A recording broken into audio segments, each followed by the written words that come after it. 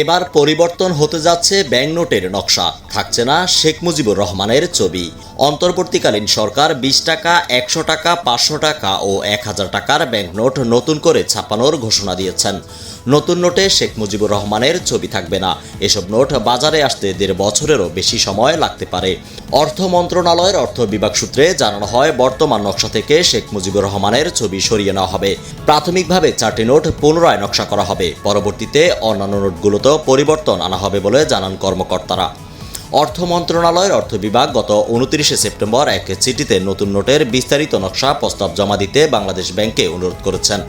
নতুন নোট ছাপানোর বিষয়ে মূল সুপারিশ করবে কেন্দ্রীয় ব্যাংক, মুদ্রা ও নকশা উপদেষ্টা কমিটি। স্বাধীনতার পরে 1972 সালে প্রথমবারের মতো বাজারে 1, 5, 10 ও 100 টাকার নোট ছাড়া হয়। এসব নোটের প্রতিটিতেই শেখ মুজিবুর রহমানের ছবি ছিল। পরে বিভিন্ন সরকারের সময়ে নতুন নতুন নোট প্রচলনের পাশাপাশি পুরনো নোটগুলো সরিয়ে নেওয়া হয়। বর্তমানে বাংলাদেশের 2 টাকা থেকে শুরু করে 1000 টাকা পর্যন্ত সব কাগজের নোটে বঙ্গবন্ধু শেখ মুজিবুর রহমানের ছবি রয়েছে। কোনো কোনো নোটের উভয় পাশে রয়েছে তার ছবি। ধাতব মুদ্রাগুলোতেও তার ছবি রয়েছে। তবে নতুন নোট বাজারে এলেও বর্তমান প্রচলিত সব নোটই চালু থাকবে।